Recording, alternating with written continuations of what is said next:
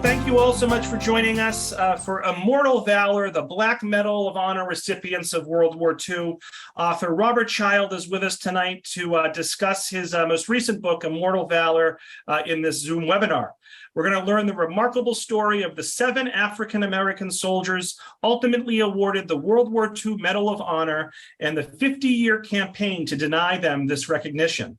In 1945, when Congress began reviewing the record of the most conspicuous acts of courage by American soldiers during World War II, they recommended awarding the Medal of Honor to 432 recipients.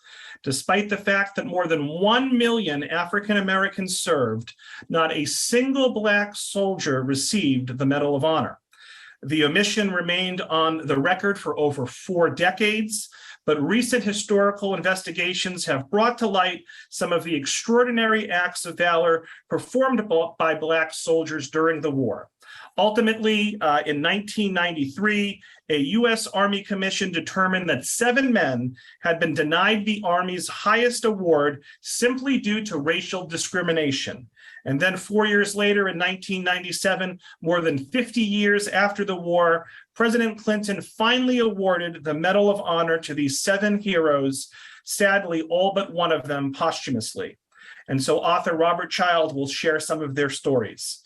And a little bit about Robert real briefly. Robert is it's always strange when the other author is named Robert. But anyway, so Robert is a military history writer, director, and he's a published author.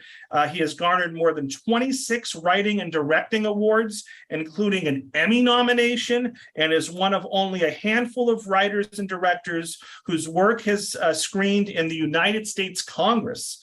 His film, The Wereth 11, was nominated for an Emmy and won the highest honor at the GI Film Festival in Washington, D.C. That honor was the Founders' Choice Awards.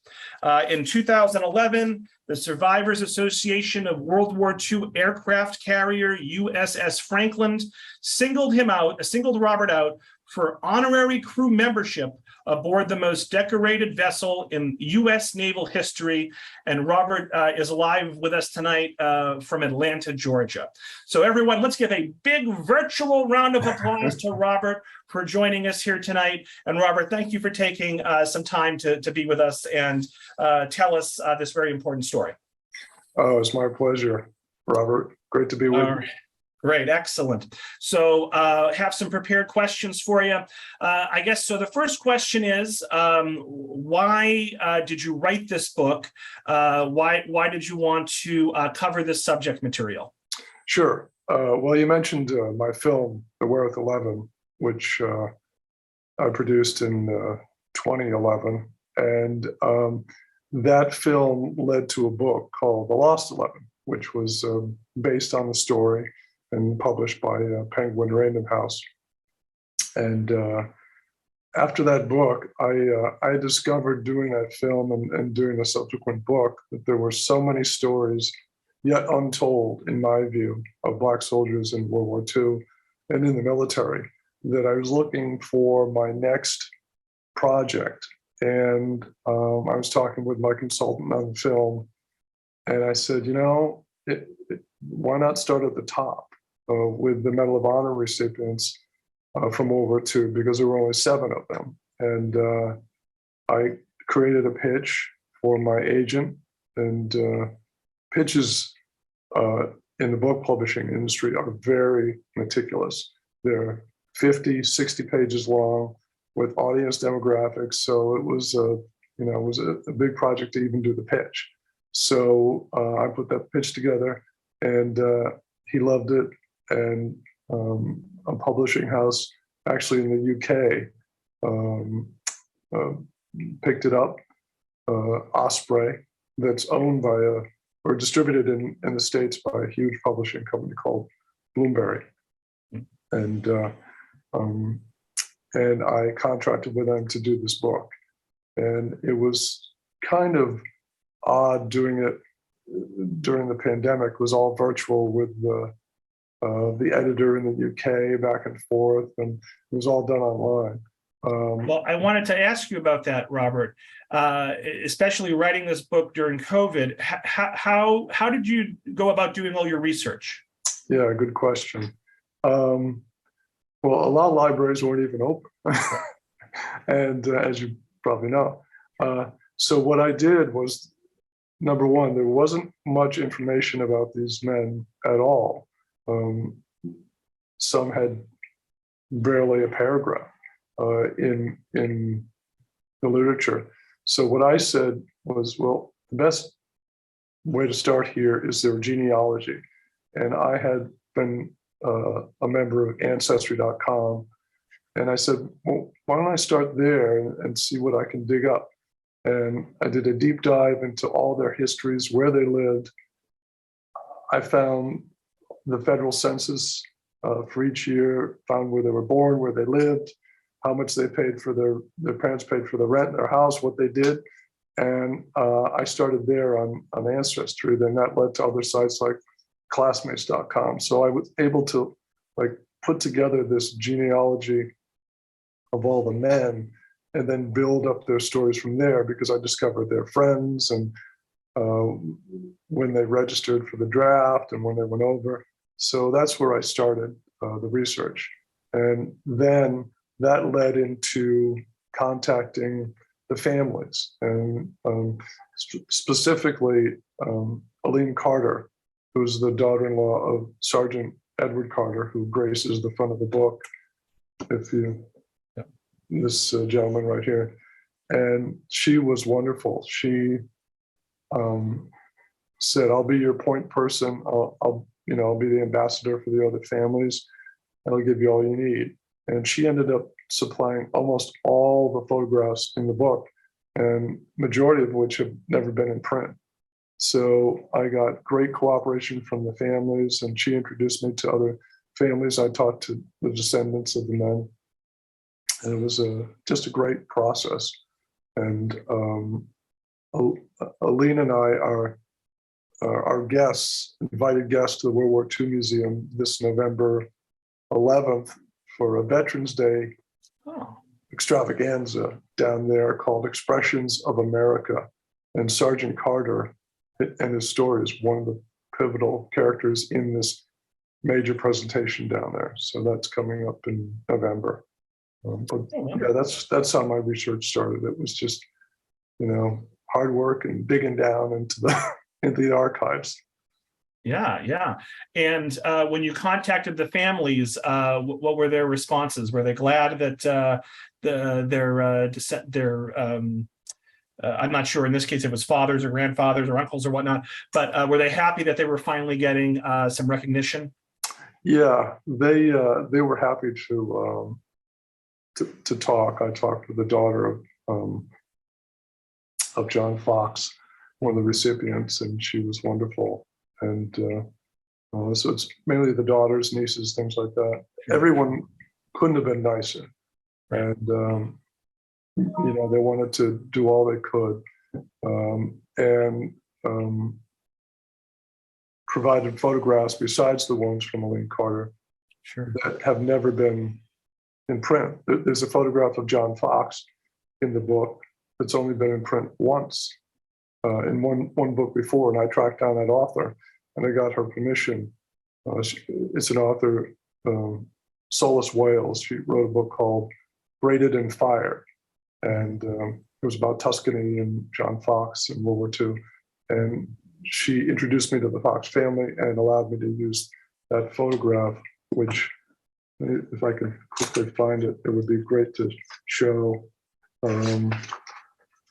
because it's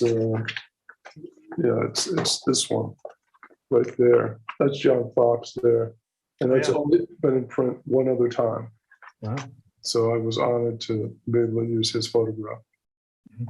Now, I do want to get to the content of your book, obviously, but let's continue to talk about the process. Curious, and I ask authors this all the time, how long did it take you to write this book?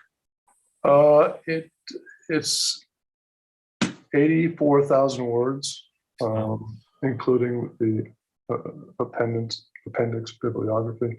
And it took 6 months, I think. Yeah. And that's record land. That's record speed. And during the pandemic, that's another thing that was happening. the publisher, I had a publication date to deliver by September, early September, the manuscript, but because of shipping problems last fall with supply chain crisis, they moved my delivery date up a month, and they said, "Can you deliver in August and September?" So, what are you going to say? No. So I said, absolutely. We keep pushing forward, and I got it to them on time. But it was, it was down to the wire. So let's take a step back. And for dummies like me, Robert, what is the Medal of Honor? What is the criteria for earning a Medal of Honor, and who awards or who decides who gets a Medal of Honor? It's called the Congressional Medal of Honor, Mhm. and it was developed during the Civil War. Mhm. It was first a naval medal for officers, and then it became in 1861, and then it became the Army created their own Medal of Honor, which is the same medal. And I'm sorry, it didn't start with officers. It started with enlisted personnel, then expanded to officers. Because I'll be corrected on that. And it was to honor bravery, gallantry, they called it, in combat. There hadn't been a medal like this early in the country's history. George Washington was not a fan of medals, but he did. No one was awarded a medal during the Revolution, but he did develop a medal, a decoration which was called the Badge of Military Merit, and that was created after the Revolutionary War. So they had to go back and search records, and I think only 4 medals were awarded of the Badge of Military Merit. The reason I mention that is that medal became the Purple Heart. That's why George Washington's insignia is on the Purple Heart. So that's the backstory. But so the medal started being awarded in the Civil War. Then it was awarded in the Spanish-American War and World War I, and then moving into World War II. And up until the late 80s, now mind you, there were Black soldiers in the Civil War and the Spanish-American War who were awarded the medal, but not in World War I or World War II. And up until the late 80s, no Black soldiers had received the award in the 20th century. So there was a researcher, Harnden Hargrove, who pushed the World War I medal for Freddie Stowers. And he was able to show the Army all his research, and they agreed that Freddie Stowers, a Black soldier in World War I, deserved the medal. And that led the Department of Defense to question why no Black soldiers were awarded the Medal of Honor in World War II. So a couple senator from New York jumped on the bandwagon, and they decided to investigate it. And they did this study. They commissioned it at Shaw University in Raleigh, North Carolina in 1993. And it took 3 years, and it was an exhaustive study of Black soldiers and their actions in World War II. And the criteria you mentioned for this in particular was the candidates had to have received the Distinguished Service Cross, which is the second highest medal for valor in the armed forces. And all but one of the men had received the Distinguished Service Cross. One soldier, Reuben Rivers, had not, because there's an interesting story there. White commanders in World War II, there was an unspoken rule that this study at Shaw discovered, was that white commanders could not recommend Black soldiers for the Medal of Honor. It was just not done. They would not be recommended. And that's why so many deserving Black soldiers who deserved the Medal of Honor were put in for the DSC. And the reason that Reuben Rivers didn't receive a Distinguished Service Cross is because his captain, Captain David Williams, refused to put in for the lesser medal for Reuben. So he petitioned his commander and fought for 50 years to see Reuben awarded the Medal of Honor, even though he wasn't awarded the second highest honor. And that's tenacity, that's for sure. And David Williams was able to, Reuben Rivers died in battle, but David Williams was able to attend the ceremony in 1997 with Reuben Rivers' sister and see that Reuben's Medal of Honor was awarded. So, you know, a happy ending for that. So it's a very meticulous study they did. They interviewed friends, family, and one of the criteria is the action has to be witnessed. It can't be secondhand. It has to be witnessed by a commander or someone in position of authority who can write up, you know, a report on it and respond to it. So it was very meticulous. And so, and this may be a silly statement, but I'm assuming that if more than 1 million African Americans served in World War II, and only it sounds like only 7 of them received the Medal of Honor. There must be a whole heck of a lot more, and I'm certainly glad that these 7 are being recognized, but there must have been, I don't know, hundreds or thousands more that deserved recognition as well. Any comments on all those folks who maybe didn't even get a Distinguished Service Cross because of racial discrimination, and because of that they weren't able to achieve the Medal of Honor? Yeah, I'm confident there are many more. Yeah. And at the end of the book, I list 2 soldiers who have current petitions right now. I believe they're at the White House petitions, but they have one is Waverly Woodson, who was a black medic during Normandy, the D-Day, and he treated over 200, documented he treated over 200 soldiers, worked for 30 hours on the beach, wounded, treating soldier after soldier on D-Day.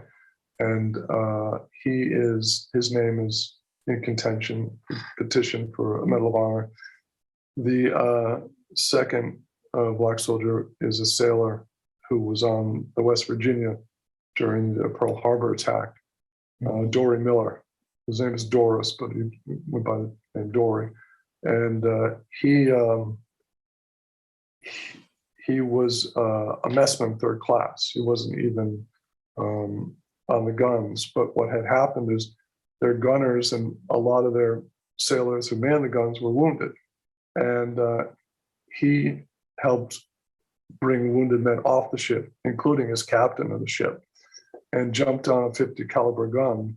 And he had never fired it before.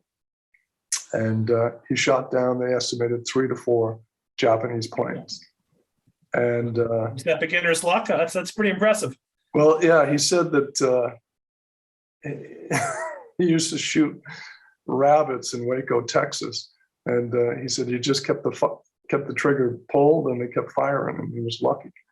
So, but yeah, I mean, the interesting thing about that was, I like to tell people this, the captain of the West Virginia was carried off almost, I'm not sure if he died, but he was pretty badly wounded, and he was awarded the Medal of Honor. The captain, who Dory, carried off the ship, where he went back to shoot down all these planes. So that's an interesting side note. And Robert, and this is something I should have researched in advance, I apologize, but you know, how rare is it to receive a Medal of Honor? Is this something, I don't know how you quantify this, but Yeah, is this something that less than 1% of the military receive, or this seems like a pretty big deal? So how do you have a sense of? Yeah, it's in the single common- digits. Yeah, it's in the single digits of percentage because 16 million Americans served in World War II, and only 432 medals were awarded before these 7 medals, and that's pretty low. Yeah. So, there were more in the Civil War. I think there was about 1,500, but it seemed like the criteria got higher, so it's very difficult to to pass the tests, so to speak. Yeah. All right. Well, we're 25 minutes in. I probably should ask you this question. So, can you tell us a little bit about the 7 men? I don't know if you want to do a brief synopsis of each, or do a deep dive into 1 or 2 of them. However you'd like to handle it. Okay. Well, I'll give it a shot and see how it goes. Well, I'll start with Vernon Baker, who was the man that was remained alive to accept the award in 1997. Vernon Baker was from Cheyenne, Wyoming, and he trained at Fort Huachuca, Arizona. He served with the 92nd Division in Italy, and he led a patrol up a mountain towards the castle stronghold that the Germans had held. And this stronghold was unable to be taken by the entire regiment, but he led a patrol up towards the stronghold and remained the only patrol that had advanced several miles towards this castle. It's called Castle Agnamalfi, and he was able to hold the position. The Germans couldn't take them out. They fired mortar down on them, but he held his position. Germans infantry came out. His men fought them off, and they tried to maintain their position, but they finally had to withdraw. But as a result of his action and his bravery, the Americans, the Allies, were able to push through that position in northern Italy and move further north and break through what they called the Gothic line. So his action was critical, and he was awarded the Medal of Honor for that action. Sergeant Edward Carter, who's on the front of the book, right. He was born in Los Angeles, son of missionary parents. His mother was Anglo-Indian. They moved to Calcutta, and then they moved to Shanghai, China when he was young. And they were living in Shanghai in the international settlement when the Japanese attacked the settlement in 1932 and invaded. And Eddie was only 15. And in the chaos, their shelter they were staying at, he ran away from home. And he decided he wanted to get involved with the action. So he ended up joining, he was in the Shanghai Military Academy, and he knew how to speak Chinese, ended up joining the Chinese 19th Army and fighting on the side of the Chinese against the Japanese invaders.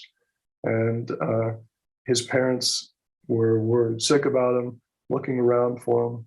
And he did so well, he was there about a month or two, that they were about to elevate him to lieutenant.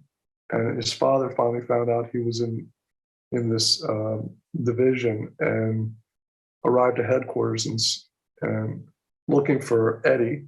And his commander said, "Oh yeah, he's doing a great job. We're going to elevate him. And, you know, he's wonderful." And they said, and his father said, "He's underage. He's got to come back home." So he pulled him out of the army, and that didn't stop him though.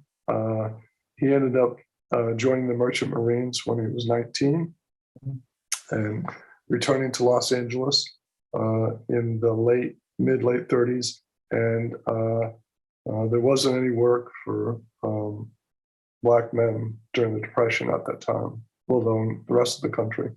So he decided to join on the side of the communists fighting the Spanish Civil War in Spain.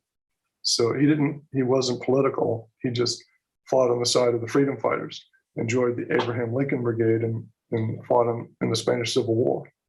And 1940 it ended. He left, came back to Los Angeles. He, again, there was no work for young black men. So he joined the military at Fort Benning and ended up shipping over to Europe in a quartermaster division, which was a service battalion, but then ended up being accepted into combat in 1945. And he was on a patrol in the early months of 1945 in unscouted territory with the 12th Armored Division, which was Patton's Mystery Division. And they were going into very dangerous territory. And their convoy was attacked by Germans in a stronghold off the side of the road with a German 88 gun and machine guns. And he told his commander that he could take the guns out. So he asked for volunteers, and 3 men joined him, and they went out. They were on a road, and it was 150 yards across to this abandoned warehouse. So he went with his men. 2 of the men were wounded. I don't recall if they died or not, but they were in pretty bad shape. But he got the farthest of any towards the German stronghold. He was shot 9 times, including a shot through his left hand when he was holding his canteen to drink. So he knew that he couldn't go back, he would be dead, and he knew he couldn't go forward. So what he did was he hid, waiting for the Germans to come out, and he was carrying what his favorite weapon was, a Thompson submachine gun. And he said, well, if they come out, this is my plan. I'm going to put all my weight on this Thompson submachine gun and take these Germans out. So what he did, he rehearsed it in his mind. The Germans did come out, and he heard someone shout in German, American, and called the other in the patrol over. There were 8 in the patrol. So he took, his rehearsed actions, put all his weight on his gun, stood up, took out 6 of the Germans, and the other 2 raised their arms and surrender. And what he did was he was shot 9 times. He could barely walk. He put 1 in front of him and 1 behind him, and he backed back across the road to the convoy and took these 2 Germans prisoner. But oh wait, it gets better. His commander said, well, let's take these prisoners away and let's keep going. And Sergeant Carter said, no, we have to interrogate them first. We're going to know what's up the road waiting for us. And everyone looked at each other. And then he started, since he knew German, no one knew that, he started interrogating these Germans in German. And they responded to him. And he got all the intel so that the convoy could travel through. They knew where all the German machine gun nests and snipers were, so they were able to travel through safely forward. And that was his action. People call him a Superman. I would agree. And he's always the longest story, so I apologize, but there's a lot of detail there. Yeah. Reuben Rivers, who I mentioned earlier, was with the 700. He trained at Camp Claiborne in Louisiana, and he was part of the 761st Tank Battalion, which was Patton's Black Panthers. And he fought directly under Patton, the 761st Company A.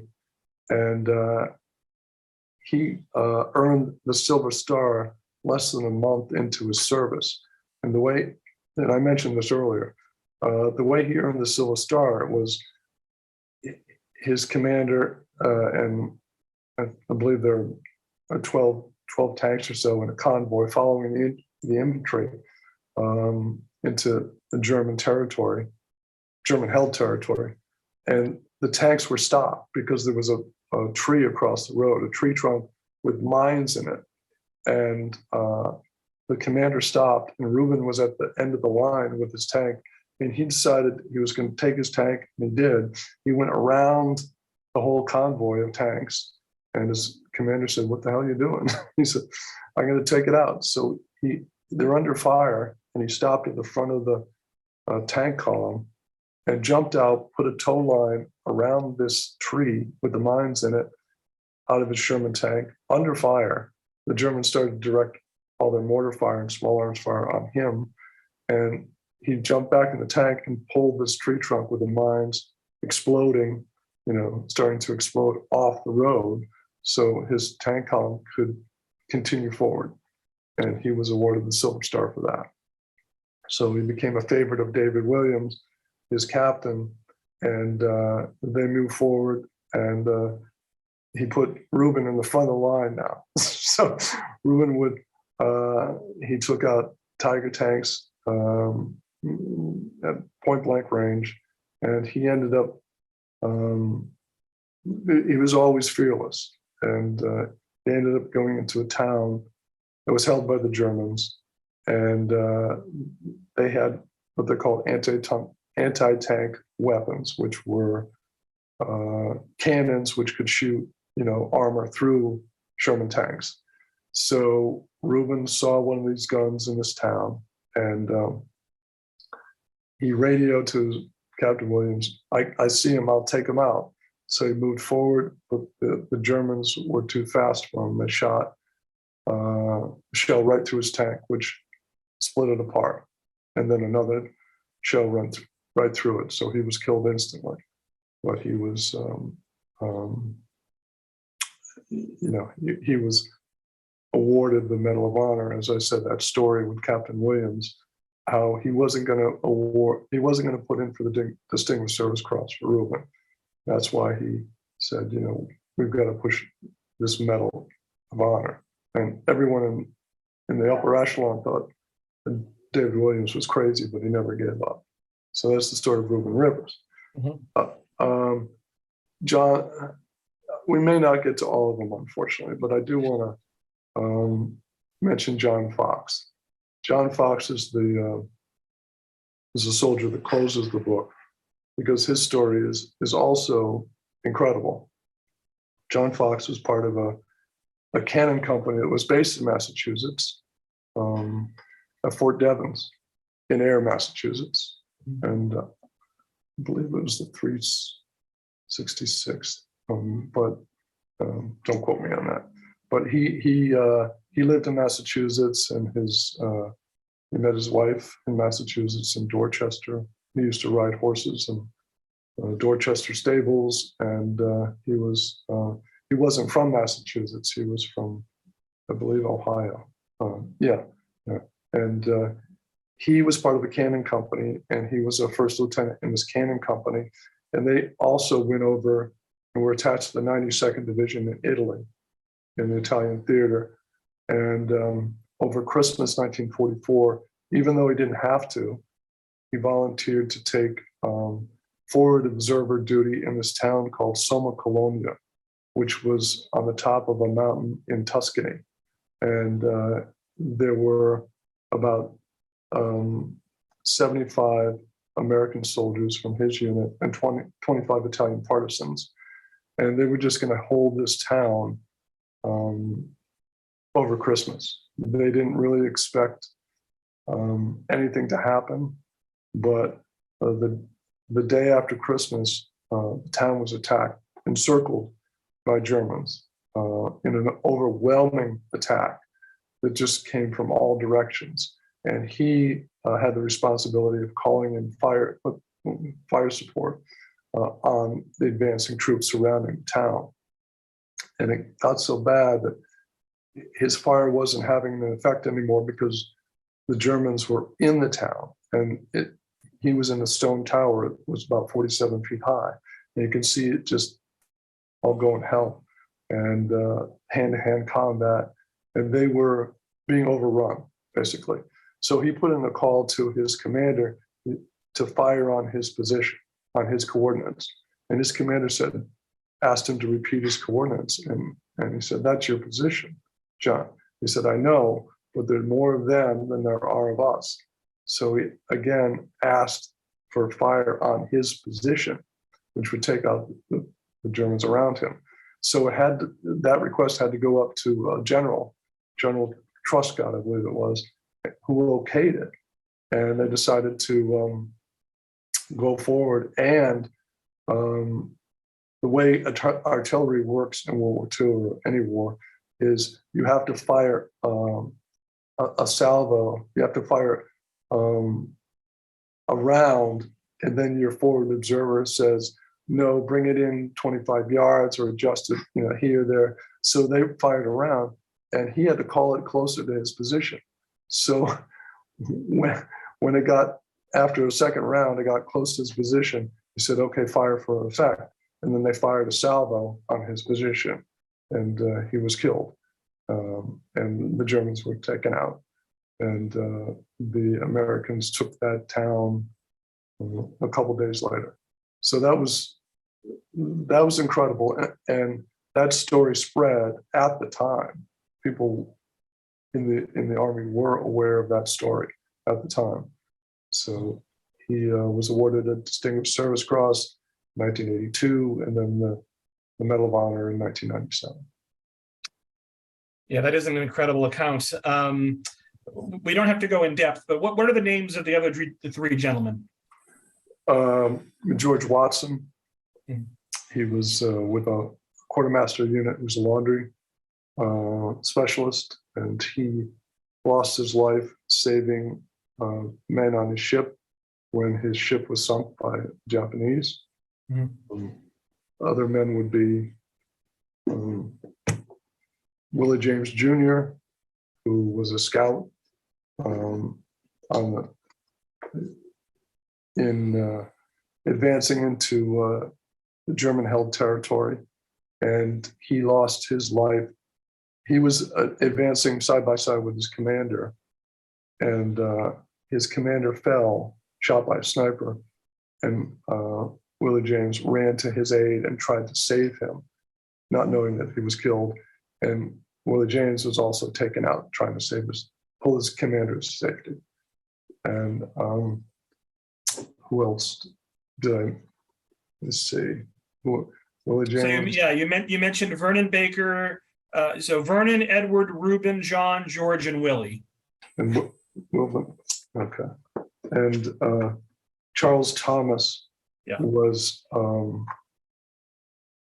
Michigan, Detroit, and he served in the 614 Tank Destroyer Battalion, and he was a company commander, and he was responsible in a town in France on the Siegfried Line of drawing fire away from the town onto his position so that the Americans could encircle this town and capture it. And his unit sustained 50% casualties. And he was also shot up in this action and pulled off. But by his action, he was able to delay the Germans enough so that the Americans could capture that town and break through what they call the Siegfried Line in France. And amazing. He was wounded so badly that when he was carried off, all his men thought he was killed. So when they got back to Michigan and they saw him on the street with his father, they said they thought they were seeing a ghost because they never thought he was survived. But he did survive, and became an IRS agent. There you go. So folks, I'm going to turn it over to the audience in a few minutes. So if you haven't already, feel free to get your comments and questions in. Robert, if there's one thing that you want readers to take away from your book, what would that one thing, bottom line, be? Well, I was really honored and privileged to be able to write these men's stories. And what I kept coming across time after time was their humbleness, their feelings that they were just doing a job, like everybody else was doing a job on World War II, and they weren't anything special. So they had this humbleness about them that was striking. And yeah, it was tough. Obviously, I'm not African American, so I can't put myself in their shoes, especially back in that time when there was pervasive, racism in your face in this country, and they experienced it every day, especially soldiers in the South. But they were able to overcome that and rise above that and fight for their country. And when they were fighting for their country, there was a campaign at the time called the Double V campaign, and it was victory at home and victory at home abroad and victory at home. And victory at home meant quality for these men, but unfortunately, that wasn't the case when they came back from war. But they were incredible human beings. That's what I want people to know about them. And your book's been out for about 10 months now. How is it being received by the public? Very well, actually. I've been delighted at the comments and the reviews, and the publisher has put it in for a distinguished military writing award in England because they called it brilliant. So I'll take that any day. But it's just, I'm just so humbled that it's been well received, because it's I'm not Black, and obviously, maybe this should have been written by a Black author, but I don't think that matters. I just wanted to tell their stories. So it has been received well, and I've been enjoying speaking about it. And for the 100 or so folks who registered for tonight's talk, I imagine this book is available on Amazon, maybe at their independent local bookstore. Maybe if not in stock, the independent bookstore could order it. I imagine many libraries own it. Where can folks purchase a copy? I think it's still on the shelves in Barnes Noble, actually. Oh, great. Yeah, and it's absolutely everywhere. It's Barnes Noble. It's Sure. Amazon, independent stores, libraries. Yeah, you almost trip over it, I think. All right, that's excellent. And Robert, I was going to ask you this at the end, but we do have quite a bit of audience questions, so I'll ask it now, and then we'll circle back. But what is next for you? What is your next project that you're working on? Are you going back into movies or TV, or are we writing another book, or what are we doing? Yeah, actually both. I have a pitch in with my agent on the wartime service of Alexander Hamilton, and that's been making the rounds. Fingers crossed on that. And at the same time, I'm in the midst of doing a Vietnam War story about a naval combat rescue squadron helicopter combat rescue squadron in Vietnam called HC-7, which was the only combat rescue squadron dedicated that the Navy ever had. And we're doing this film. It looks like we have a major defense contractor sponsor that's going to come in on it. So I'm in the middle of that. So yeah, Great. All good. Wonderful, great. So we'll dedicate the last 10 to 15 minutes with audience questions and comments. We'll start with Dawn. Dawn would like to know, have you ever visited the Tuskegee Memorial at I can't pronounce that one, Sewickley, Pennsylvania Cemetery? No, I haven't, actually. I'm right next door to Alabama, where there's Tuskegee Memorial Institute, but I haven't been up there. Diane asks that she's heard of Doris Miller, and she thinks many others have as well. Francis asks, has there or should there be a similar re-examination for potential World War I medals of honor? Great question. For African Americans, so World War I, not World War II. Right. From my understanding, there is a committee right now at a university that's looking into that right now at this time. So you will see additional medals for Black soldiers from World War I. Great. Diane asks, wasn't one of the problems that most Black men were assigned to service positions? Yes, Yeah. yes. And Robert, can you expand on that? Can you talk about the racial discrimination that African Americans experienced in the military during World War II? Sure. And I can relate it to that question. Sure.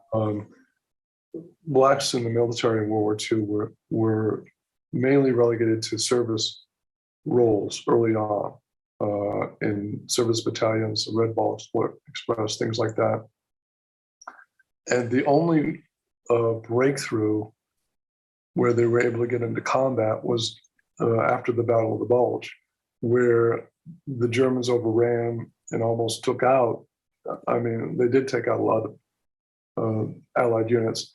And there was such attrition in the military on the frontline units, the rifle companies, that Eisenhower decided to open up the rifle companies to Black soldiers in early 1945 and invite, for the privilege, he said, to enter combat. So that's how Black soldiers like Sergeant Edward Carter joined combat units, frontline units. And yes, I mean, the discrimination was rampant. They were treated as second-class citizens. It's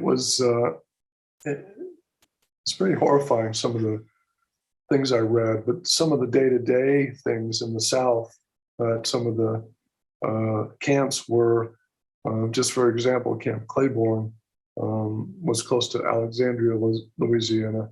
When Black soldiers from the camp went into town, they had to step off the sidewalk if a white person was entering or was coming their direction, and they weren't allowed to look a white person in the eye because that was considered uppity. That's how the country was at that time. Mm-hmm. And there are more stories like that, and so it was a different time. And in the military, it was even worse. I mean, they were just treated very badly. Yeah. Diane also comments that many Black units were commanded by white Southerners who knew how to quote unquote deal with African Americans. Yep. Yes, that's very true. And that's why the Black soldiers were, when they enlisted, they were sent to camps in the South because of that reason. And it wasn't pretty, that's for sure, but that's absolutely true. Yep.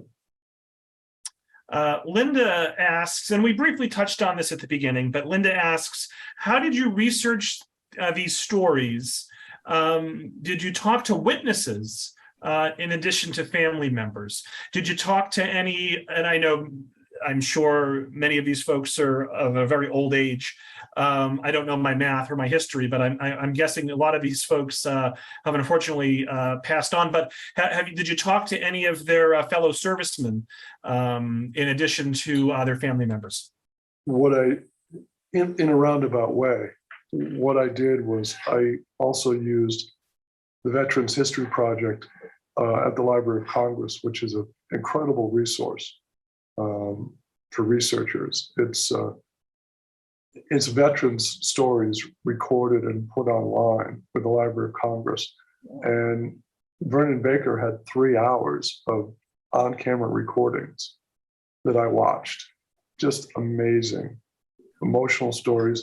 And I could look up by the unit, and I watched stories of people that were in his unit and in other units. So I get the perspectives from other soldiers that didn't hold back, and they told their own stories. So that's how I got sort of the contemporaries of these men. And there were some letters, things like that. And books. David Williams, the captain, Reuben Rivers' captain, wrote a book which is incredibly good. It's just funny, and I use that as a good resource for his and Reuben's story that I intertwine. So there were some accounts like that, and unit reports. I combed the archives for unit after action reports, things like that. So it was a lot of sources. And I had one sent directly to me here. An anonymous attendee asks, what was the most surprising thing you learned about this topic during your research? Anything that surprised you in your research, Robert? I think I hinted at it before, the level of racism towards these men. I didn't really know. You think you have an idea, but you really don't know until you start looking into the stories and reading the letters home that these men wrote, like Sergeant Carter. He wrote letters to his wife that, they treat you like dogs here, no better than a dog. So I saw those feelings in those letters.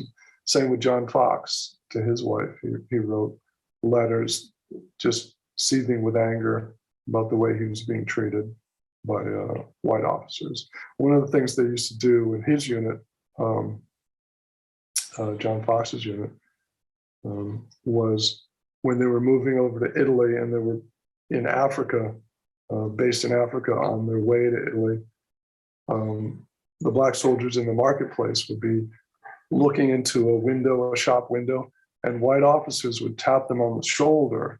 This was a trick they used to do. And the black soldiers would turn around looking who tapped them on the shoulder, but not salute. And the white soldiers would say, "You're on report, you didn't salute me." So they would haul these men off to jail. His commander had to pull like 50 soldiers, black soldiers, out of the jail a week, of the brig.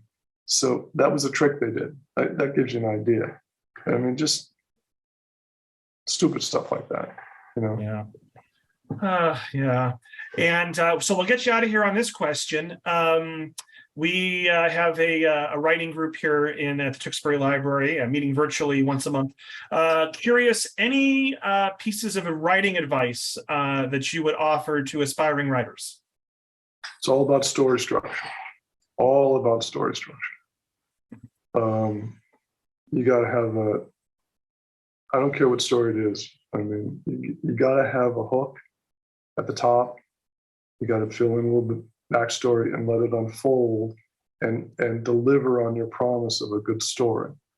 And I wrote, it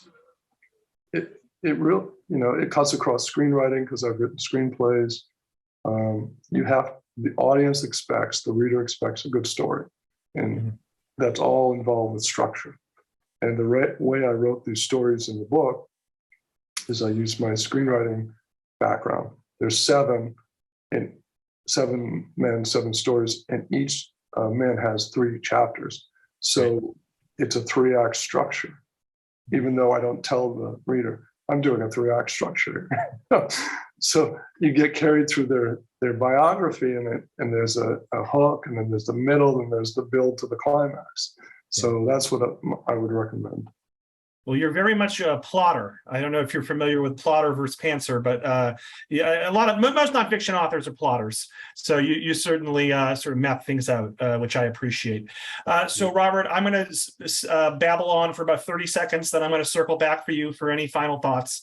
But folks, I want to thank you for joining us. Again, want to thank the Friends of the Tewksbury Library. Want to thank the libraries in Andover, North Reading, and Danvers for partnering with us tonight. Reminder, you're going to receive an email from me tomorrow with a feedback survey, with a recording, and with information about some other upcoming virtual author visits. You feel so inclined to do so, let Robert know in the chat, Robert Child, that is, know in the chat. I don't refer to myself in the third person. Let Robert know in the chat if you enjoyed tonight's program. And so, Robert, I wanted to come back to you. Do you have any last words for the audience before we end the session? Well, I want to thank everybody for, spending your time with us. And I have a weekly podcast where I talk to military authors and military thriller authors every week. And it's called Point of the Spear. And you can look it up, and I'd love you to check that out. It's called Point of the Spear. And I just interviewed Stuart Scheller, last month, who was the Marine, who was the outspoken Marine against the withdrawal in Afghanistan. Oh, yeah. Seem to get some excellent folks. So check that out. It's weekly and it's everywhere. Spotify, Apple, you name it. Great. All right. You're a man of many mediums. Look at that. Again, thank you so much, Robert. A lot of great comments in the chat. Wonderful, heartfelt evening. Great presentation. A story that needed to be told. Thank you for so much for your service to educate the American people. Thank you for bringing this information to light. Very informative. I'm white, but often felt deep sympathy for Black service personnel. And similar comments of the like. So want to thank everyone so much for joining us. We'll end here at 8. Thanks so much, Robert, and we'll see you down the line for your next project. Will do. All right. Have a good one. Good night, everyone.